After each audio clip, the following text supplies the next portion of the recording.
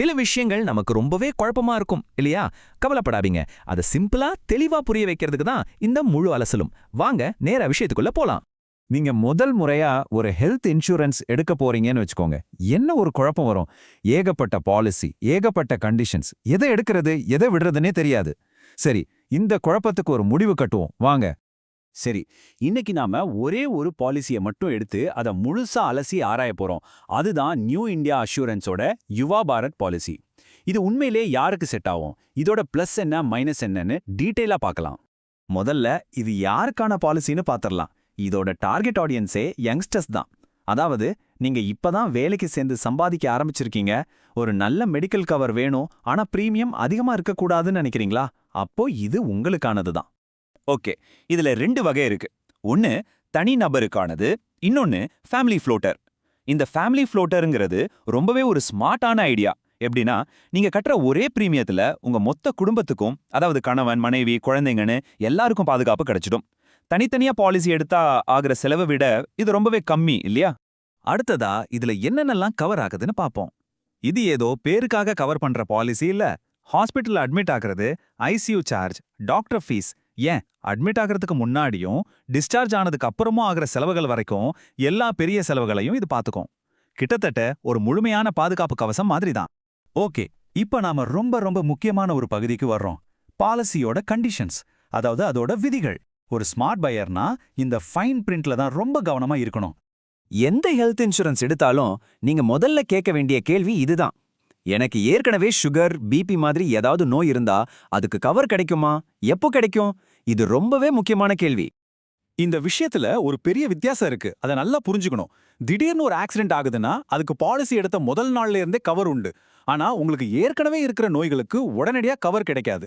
அதுக்கு ஒரு waiting period இருக்கும். அந்த காலம் முடிஞ்சதுக்கு அப்புறம் தான் அதுக்கான பாதுகாப்பு ஆரம்பிக்கும். இப்போ நாம ஒரு மறைமுகமான ஆபத்தை பத்தி பேச போறோம். இதுக்கு பேரு ப்ரொபோர்ஷனேட் டிடக்ஷன். இது நிறைய பேருக்கு தெரியாத ஒரு விஷயம். ஆனா இதனால உங்க கிளைம்ல பெரிய தொகை கட் ஆக வாய்ப்பு இருக்கு. நீங்க ஹாஸ்பிட்டல்ல செலக்ட் பண்ற ரூமை பொறுத்து இது நடக்கும். சோ கொஞ்சம் கவனமா கேளுங்க. அதாவது உங்க பாலிசில ஒரு நாளைக்கு ரூம் வாடகைக்கு ஒரு லிமிட் இருக்கும். நீங்க அதை விட காஸ்ட்லியான ரூம் எடுத்துட்டீங்கன்னா வெறும் அந்த ரூம் வாடகை வித்தியாசத்தை மட்டும் பிடிக்க மாட்டாங்க, உங்க மொத்த பில்ல இருந்தும் கிட்டத்தட்ட 30-40% வரைக்கும் பணத்தை பிடிச்சிடுவாங்க.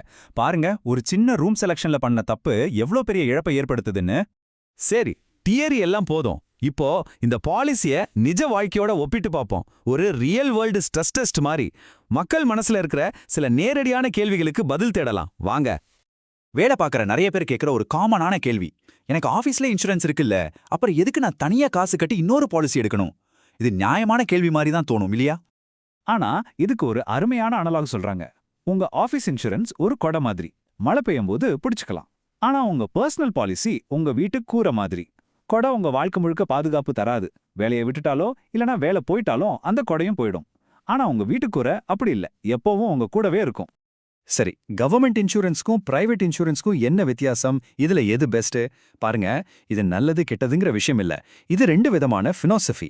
கவர்மெண்ட் இன்சூரன்ஸ் கம்பெனிகள் நீண்ட கால ஸ்திரத்தன்மை, தெளிவான விதிகள்னு போவாங்க. பிரைவேட் கம்பெனிகள் புது புது ஃபீச்சர்ஸ், மார்க்கெட்டிங்னு போவாங்க. உங்களுக்கு எது முக்கியங்கிறத நீங்க தான் முடிவு பண்ணணும். இப்போ ஒரு ஷாக்கிங்கான உண்மையை சொல்ல போறேன். நம்ம கிளைம் ரிஜெக்ட் ஆனா உடனே இன்சூரன்ஸ் கம்பெனியை தான் திட்டுவோம்.